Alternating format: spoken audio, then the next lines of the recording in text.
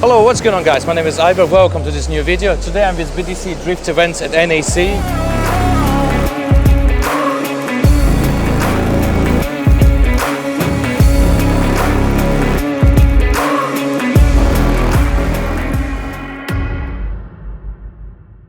With Mark. Yeah. Obviously we are all drift enthusiasts, we wish we can sort of drift, but this is a good alternative option for people who want to get into drifting and learn about cars at the same time, because it's not just RC car with the batteries, it's actually more than actual car with the batteries, because you got springs, you got so much stuff going on like in a real car. Yeah, these cars are very relatable to a real car, because the adjustments on these cars, if anything, are greater than on a real car. So the adjustments are almost infinitive, like I said, more so than a real car, if anything, with various aspects. So I organise the Drift Matsuri in the UK, and I organise demonstrations of drifting at Silverstone. I've heard that. For Japfest, Ford Fair and tracks. Japfest is a very big car event actually. Yeah, well. Very big car event. And then my main event is the Drift Matsuri, which we hold at Anglesey Circuit in North Wales every October. In the meantime, this year, along with Gareth and other track organisers for RC drifting, we're organising a national championship sponsored by Velino Tyres International and my brand Drift Matsuri. Sure.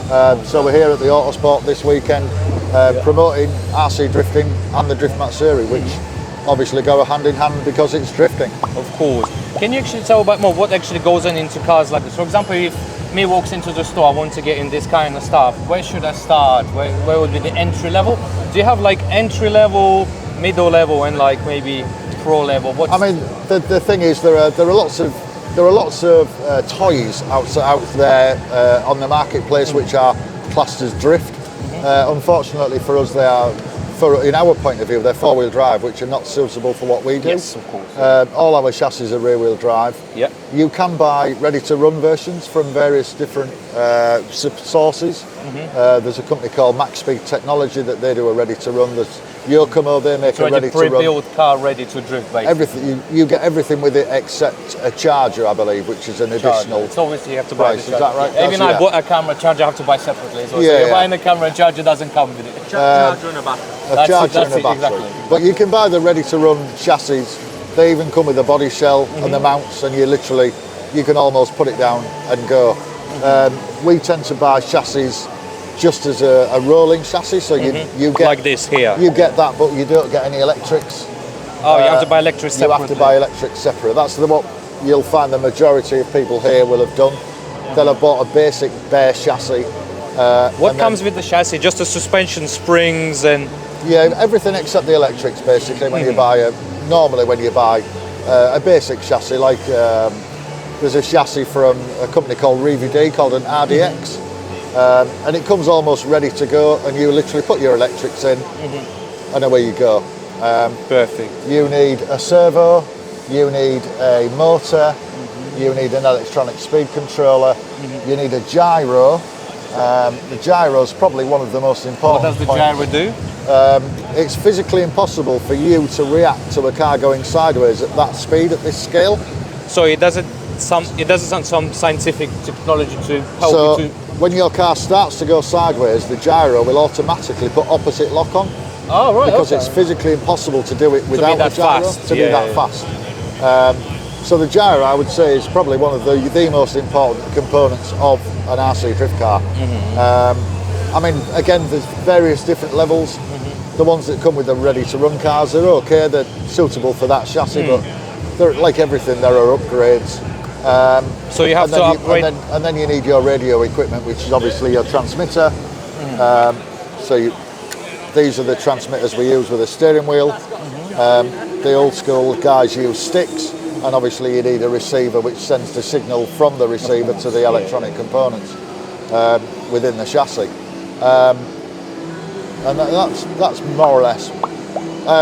Price-wise, do you want to talk about prices? No, I just want to stay on the topic about the parts actually on it. So gyro, obviously, is it just buy for any chassis, or you have to program it? Obviously, the length of the chassis is different. No, you literally put it in, and then you can adjust it to suit your chassis.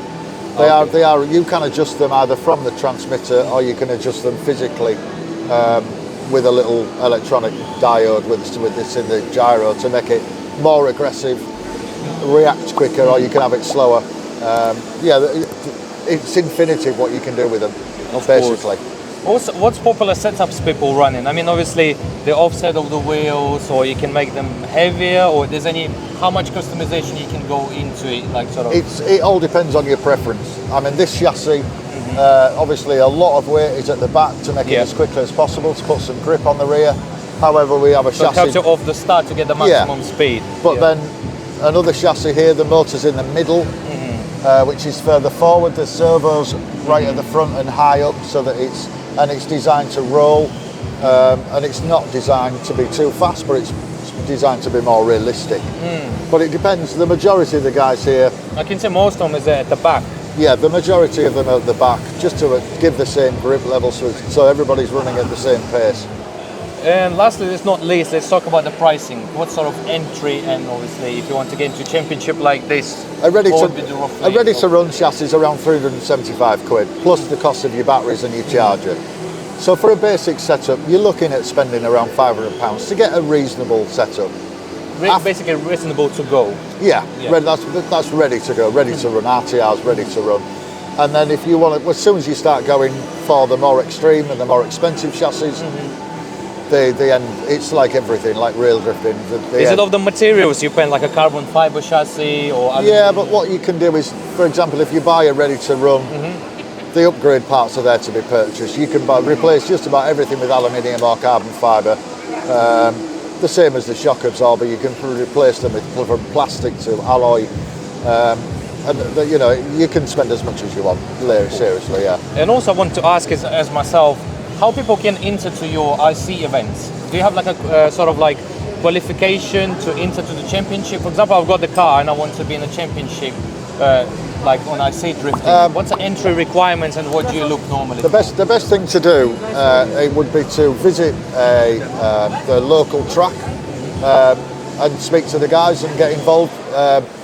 The level of driving in the competition is very high, but if somebody wants to start with the drifting, what we always suggest is that they visit their local venue, speak to the guys that are there and see what chassis they're using, so they can get setup tips and hints and tips, and then gradually work their way into the sport.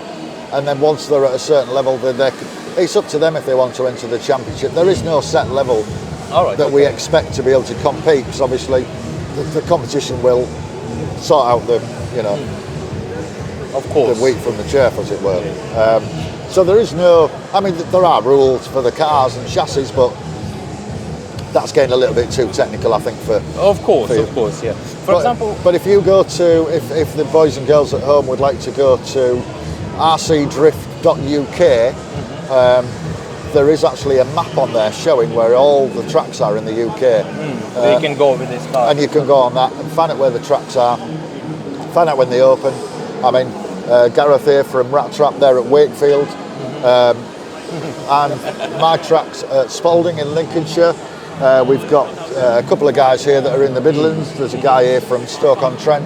There's a guy here from Bracknell. So there are tracks all over the country. It's a community in the same time as well, to get people together as well, hang out and do some drifting and save money on the tyres as well. I presume they last longer than the normal tyres. Exactly.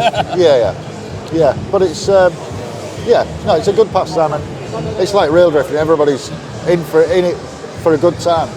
Of course, everybody does it with a smile on their face, and if anybody has a problem, they'll go and talk to somebody and ask for hints and tips and setups. Oh yeah, of course, You know, it's just a community, isn't it, Gav? Yeah. 100%. What's the top 3 tips you can give to people who starting out to get into drifting like this? What will be top 3 tips you can give? Top 3 tips. Before you spend a penny, go to your local club, introduce yourself, tell them that you've seen it on a video or you've seen us at the NEC. 99 times out of 100, the guys there will let the guys have a go with their cars. Of course, yes. Second one, don't cut corners when investing in electrics, because if you buy it cheap, you'll end up buying it twice. Of course, yeah. That's the same with everything. Same with everything. The third advice is drive it. Seat time. Like real drifting. Well, thank you very much, Mark. No problem. Thank you so much for the information. Thank you very much. Thank you. No and enjoy the show. Yeah, thank you. That should be. Okay, so I'm just gonna film a bit. Yeah, more about it. please do. Yeah. And what's the website you gave on the video? Well, I'll give you a flyer. Yeah, give me a flyer.